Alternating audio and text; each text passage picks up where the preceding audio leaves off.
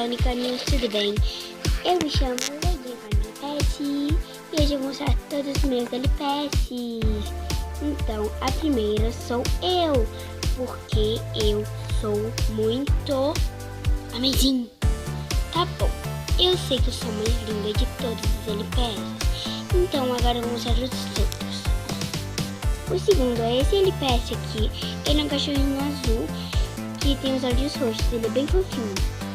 O terceiro é essa gatinha aqui, toda roxa e rosa, e tem uma máscara, eu acho que ela é toda roxa. O próximo é esse LPS aqui, que ela tem o lacinho de água, essa carneirinha, ela é muito fofa, ela é toda rosinha. A próxima é essa cachorrinha aqui, que é muito cutie, e ela tem tipo um cabelinho aqui, é marronzinho, e ela tem os olhos verdes. O próximo é esse furou aqui, que veio de uma casa de LPS, só que eu não tenho a casa porque eu ganhei, minha amiga que me deu, ela é muito legal. Ele tem os olhos verdes, eu não gosto muito dele porque eu acho muito feio. O próximo é esse aqui, eu não lembro o nome dele, mas eu sei que ele faz parte do desenho do Heróis Pet Shop. Ele é um lagarto.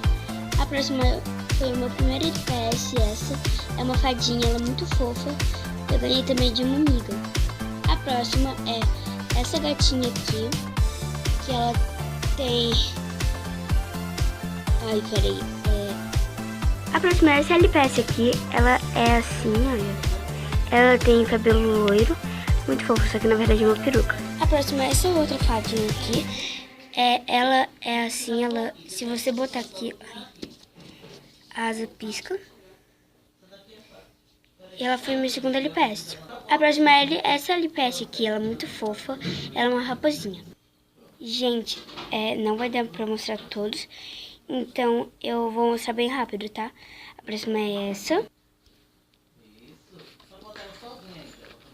Ai.